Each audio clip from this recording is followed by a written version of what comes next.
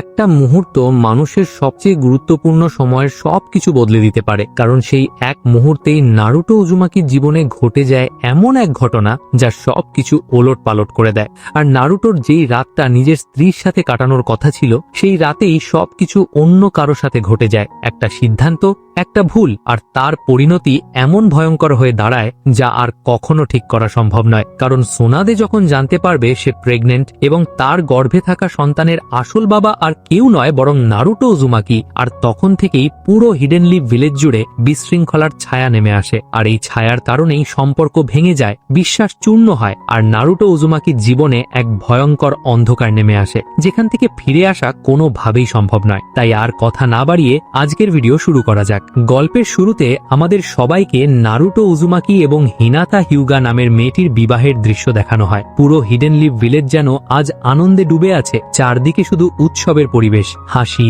উল্লাস আর উদযাপনের ঢেউ, কারণ আজ এখানে ভবিষ্যতের হোকাগের বিয়ে অনুষ্ঠিত হচ্ছে। তখন কাজী জিজ্ঞেস করে, নারুটো উজুমাকি, তুমি কি হিনাতা হিউগাকে নিজের স্ত্রী হিসেবে গ্রহণ করতে রাজি আছো? উত্তরে নারুটো মুচকি হেসে বলে, হ্যাঁ অবশ্যই, আজ থেকে তুমি শুধু আমার স্ত্রী নয় বরং আমার জীবন। হিনাতা চোখ নিচু করে লজ্জায় ভরা কণ্ঠে ফিসফিস করে বলে, নারুটো-কুন, আজকের দিনটা আমার জীবনের সবচেয়ে সুন্দর দিন। তুমি পাশে আছো বলেই আমি সত্যি নিজেকে পরিপূর্ণ মনে করছি। ধন্যবাদ আমাকে বেছে নেওয়ার জন্য। এরপর নারুটো এবং হিনাতা একে অপরকে খুবই আনন্দের সাথে বিবাহের রিং পরিয়ে দেয়। আর রিং পরানোর সাথে সাথেই চারপাশে হাসি, উল্লাস, আনন্দ এবং চিৎকার সবকিছু মিলিয়ে এক নিখুঁত মুহূর্ত তৈরি হয়ে যায়। আর এই আনন্দ উল্লাসের সাথে সাথেই তাদের দুজনের শৈশবের ভালোবাসা বাস্তবে পরিণত হয়ে যায়। এরপর হিডেন লিভ ভিলেজের ছেলে থেকে শুরু করে মেয়ে পর্যন্ত সবাই বিয়ের আনন্দে নিজেদের মধ্যে পার্টি করছিল। কিন্তু সুনাদে মদের বারের সামনে একা দাঁড়িয়ে আছে এবং তার চোখ মুখে স্পষ্ট চিন্তার ছাপ, কারণ নারুটো আগের থেকে অনেক বড় হয়ে গিয়েছে।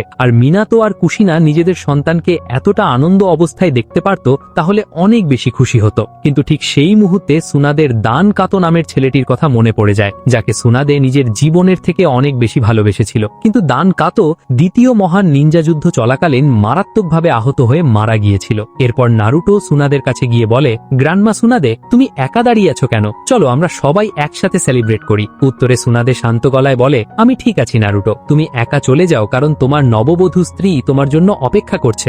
নারুটো হাসি দিয়ে জানায়, গ্র্যান্ডমা সুনাদে, আপনি এটা নিয়ে একদমই চিন্তা করবেন না, কারণ আমি হিনাতাকে বলে দিয়েছি পরে আসব। আর আজকে আমি তোমার সাথে একদম একাকীভাবে ড্রিঙ্ক করতে চাই। সুনাদে একটু অস্বস্তি নিয়ে বলে, নারুটো, এটা ঠিক না, আর তোমার এখন হিনাতার সঙ্গে থাকা উচিত। নারুটো ড্রিঙ্কের গ্লাস হাতে নিয়ে বলে, প্লিজ, আজকে আমি অনেক খুশি, আর তোমাকে ছাড়া এই খুশিটা অসম্পূর্ণ লাগছে, কারণ তুমি যদি আমার জীবনে না থাকতে তাহলে আজকে আমি এখানে পৌঁছতে পারতাম না। নারুটোর মুখ থেকে ইমোশনাল কথা শুনে সুনাদে শেষমেশ তার সাথে ড্রিঙ্ক করার জন্য রাজি হয়ে যায়। আর হ্যাঁ, এই ছোট্ট হ্যাঁ এর মাধ্যমেই তাদের দুজনের জীবনে সবচেয়ে বড় ঝড় শুরু হতে চলেছে। এরপর অনেক সময় পার হয়ে যাওয়ার পরে আমাদের রাত 11টার দৃশ্য দেখানো হয়। বিয়ের অনুষ্ঠানের হাসি, উল্লাস, আনন্দ এবং চিৎকার সবকিছু প্রায় শেষ মুহূর্তে চলে এসেছে এবং সবাই নিজ নিজ বাড়িতে ফিরে যাচ্ছে। কিন্তু নারুটো আর সুনাদে জাপানিজ বারবিকিউ রেস্টুরেন্টের ভিতরে একা বসে আছে এবং একটি প্রাইভেট টেবিলের ভিতরে মদের বোতল আর গ্রিল করা মাংস নিয়ে তারা দুজন এনজয় করছে। নারুটো আর সুনাদে নিজেদের মধ্যে পুরনো কথাগুলো বলার সাথে সাথে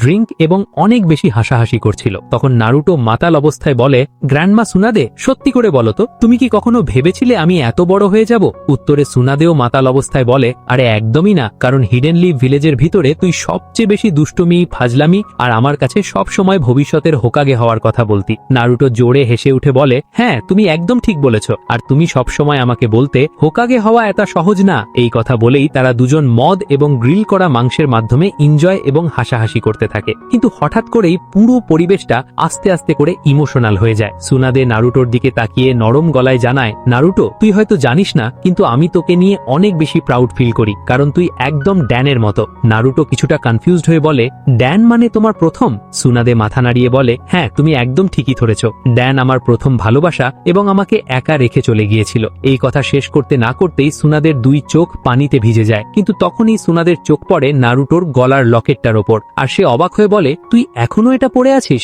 উত্তরে নারুটো দৃঢ় কণ্ঠে বলে, হ্যাঁ, এটা তো আপনি আমাকে দিয়েছিলেন, আর বলেছিলেন এটা নাকি আপনার কাছে সবচেয়ে বেশি ইম্পর্টেন্ট একটা জিনিস। কিন্তু তখনই ইমোশনাল এবং অ্যালকোহলের প্রভাবে সুনাদের চোখ আস্তে আস্তে করে ঝাপসা হয়ে যায়, আর সে নারুটোর ভিতরেই ড্যানের প্রতিচ্ছবি দেখতে পায়। সুনাদে তখন কাপা গলায় বলে, ড্যান, তুমি ফিরে এসেছো, অন্যদিকে অনেক বেশি অ্যালকোহলের প্রভাবে নারুটোর চোখে আস্তে আস্তে ঝাপসা হয়ে যায় এবং তার কাছে সোনাদের সোনালী সৌন্দর্য চুলগুলো হিনাতার মতো লাগছিল। তখন নারুটো দৃঢ় কণ্ঠে বলে, হিনাতা, তুমি এখানে।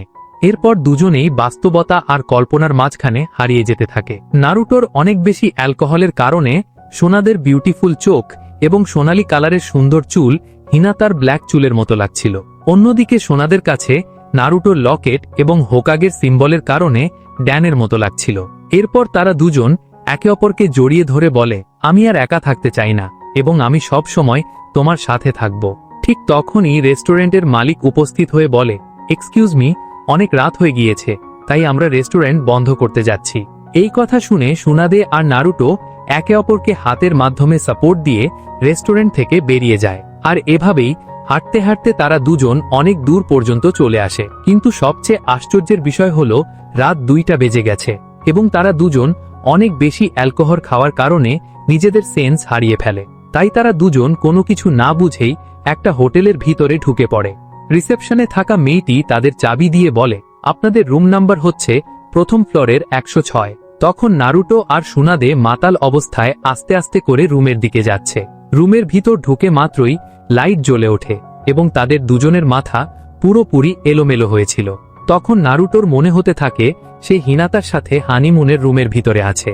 অন্যদিকে সুনাদের মনে হতে থাকে তার হারিয়ে যাওয়া ভালোবাসা অর্থাৎ ড্যান আবারও ফিরে এসেছে। আর ওই রাতেই দুজনের ভিতরে সবগুলো স্মৃতি ওলটপালট হয়ে যায় এবং তারা দুজন হানিমুনের রাতে শারীরিক সম্পর্কে জড়িয়ে পড়ে। আর এখানেই প্রথম এপিসোডের এক্সপ্লেনেশন শেষ হয়ে যায়।